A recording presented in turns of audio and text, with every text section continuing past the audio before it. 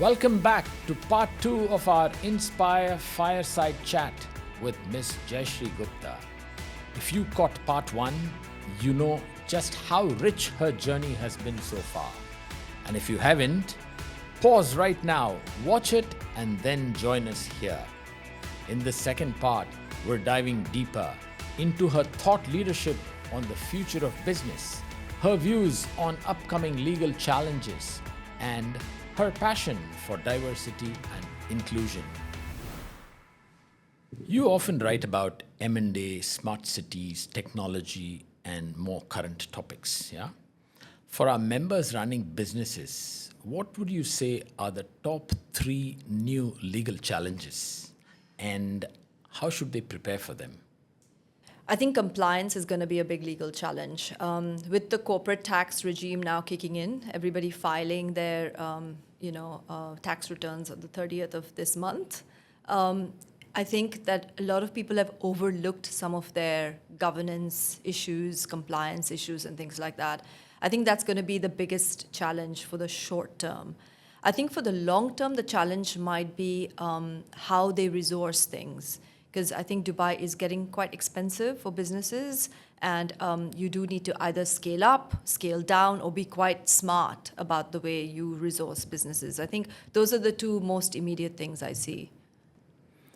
In resourcing, there's also this in-country value requirement increasingly, at least if you are rendering services or goods to the government sector. Mm-hmm.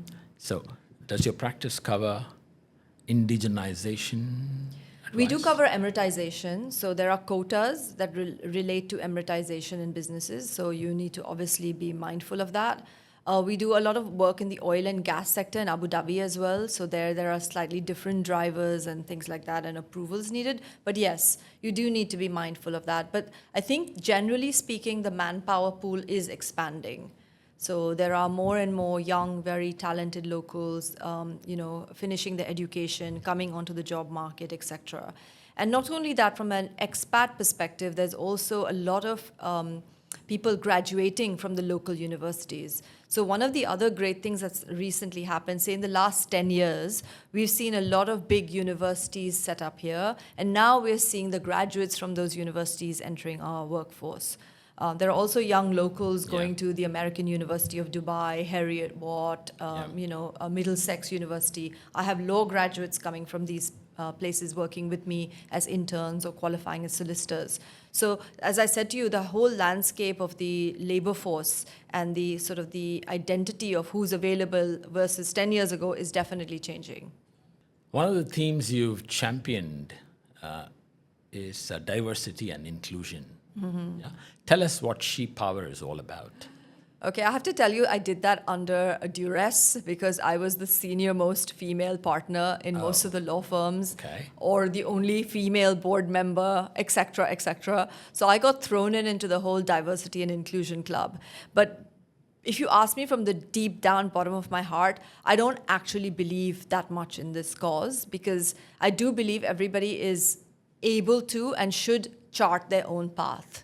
Like if I got here in the 1990s and I was one of the only female Asian lawyers, and I told myself I'm never going to make it, and I have all these red flags against me and nobody loves me and all of this kind of stuff. Look, you're going to find everybody here, right? You're going to find all kinds of nationalities. You're going to find all kinds of orientation. You're going to find all kinds of people growing up from all kinds of different places. So there's a natural prejudice that we grow up with.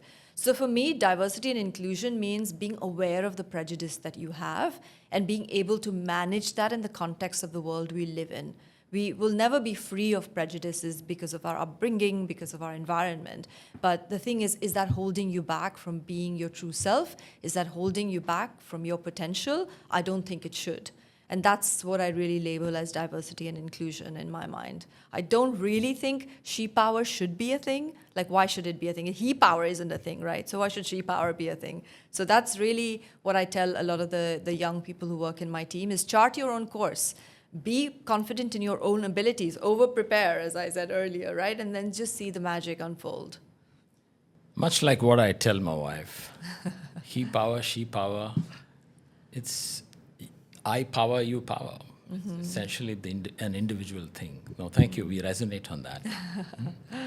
You've spoken about balance in the past, right? Behind every professional journey, there's usually a family that anchors, the individual. Tell us how your family has shaped and supported your professional journey. So I would say my parents, I've already talked about them. They were they never held me back. They were like, you want to act today, you want to be a lawyer tomorrow, go for it, all power to you kind of situation. And my immediate family, my husband is also very chilled out, very competitive in every sport. So I think we have that going for each other, against each other all the time. And I think, at first when I set up my own law firm, my kids were like, oh, are you going to be like successful? What's going to happen? How does this work? Like, how many people are you going to hire? And I'm like, it's not all about that. I mean, I'm defining my own success. So over time, with having the firm for a few years now, they kind of started to realize what that means and what success looks like and how individual it is. It is your individual journey. So I think, yes, you do need support. And I say that in both ways. Not only does your family support you, you need to support your family. So for me, despite my journey, despite how busy life has often been, I've been very clear about my priorities. My priorities are family first, work second, and then obviously my golf mostly, but my sport, health, kind of recreational activities third. Yeah. And that's been a constant priority list in my life. So yes, sometimes work comes in the way of family and you can't be at everything. But whenever I can and whenever I have been, family is always the priority. So if you give that to them, then they tend to give it back to you. I'm kind of a big believer in give and take. Give and take. Having built a reputation as a trusted advisor to corporates, but not just to corporates, to families too. Yes. What advice would you give IBPC families on raising the next generation of business persons? That's a really great question. I'm not sure I'm in a position to be giving that much advice to the IBPC families, but what I do see with the family businesses I advise is that the successful ones are the ones that may have their differences, that may have to work through difficult decisions, but they have their value system intact. They know who they are, they know where they come from, and they don't compromise on their value system. The ones that I feel are the most shaky ones, where there's a lot of infighting, there's a lot of broken kind of threads, if I can call it that, where there's too much fixing to do, and sometimes I wonder if setting up a foundation, which is the latest fashion, and having a charter that spells out what each person is doing doesn't actually solve the problem, right? So those are the families where the patriarch, the matriarch, or the leaders of the family didn't really have that value chain, didn't really instill that sort of the understanding and the whole belief system that surrounds, the heritage that surrounds some of these families. And we've seen some of the family businesses here, right? There are some 60-year-old, 70-year-old, 50-year-old family businesses that we advise on and that we work with, where the parents moved to Dubai when there was nothing. They came on a boat and then they set up their business and they grew everything. And they have a whole different value system to somebody moving, say, from another country because of whatever tax regime just got set up in that country, moving to Dubai, and then creating a value system here. So I think what I would say to IBPC families, if they were to ask me this question, is I would say give your families and your kids the freedom to explore, the freedom to be, the freedom to learn, because pushing them into a path that they will not be happy with and they will not accept is only going to be a disaster in the future. And the only thing that you can guarantee or keep intact is your value system. And that to me is like the biggest, the most important thing that I see in successful family businesses here. Yeah. And where do you place the role of outsiders in running the business of family offices? It depends. I mean, sometimes you have the younger generation who are super qualified to run family offices. Where it doesn't work is if there's too much emotional baggage involved. I have seen many charters and family businesses where they've said we don't want the husbands and wives of our sons and daughters to be involved in the family.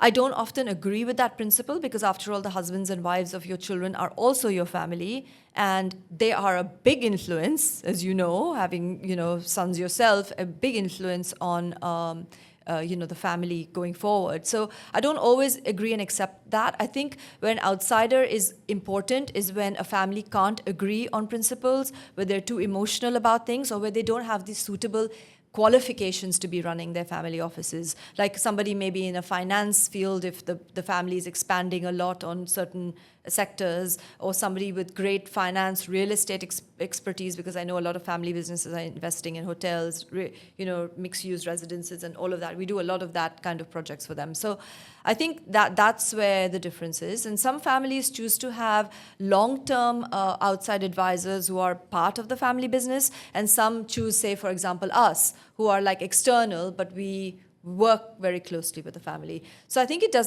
one size doesn't fit all, really. Okay.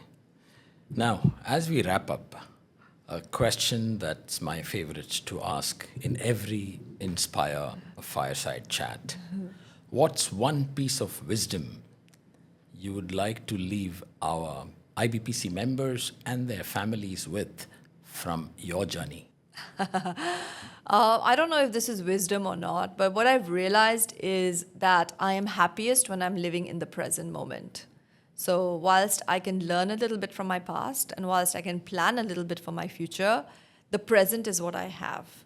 So whether it's business, whether it's family life, whether it's relationships, whether it's you and me talking here today, my entire ethos is the present is what matters. Great. Jayshree, thank you very much for sharing your journey, your values, and your heart with us. On behalf of IBPC Dubai, we're very grateful. Pleasure. To our viewers, thank you for being part of the Inspire Fireside Chat. Until next time, may you continue to be inspired and to inspire. Namaste.